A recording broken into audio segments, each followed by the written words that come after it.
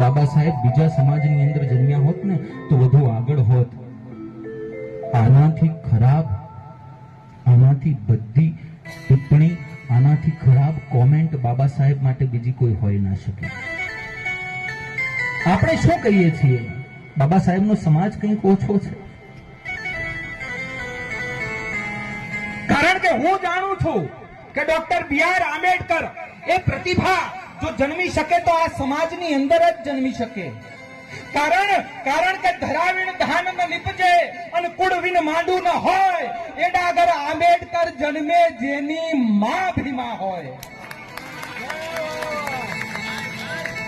કોઈ માં ભીમા જેવી માં હોય, કોઈ રામજી સુબેદાર જેવો બાપ હોય, અને આ સમાજ બેઠો ને આ સમાજના ડીએનએ જેવો ડીએનએ હોય ને ત્યાં આંબેડકર જન્મે સાહેબ.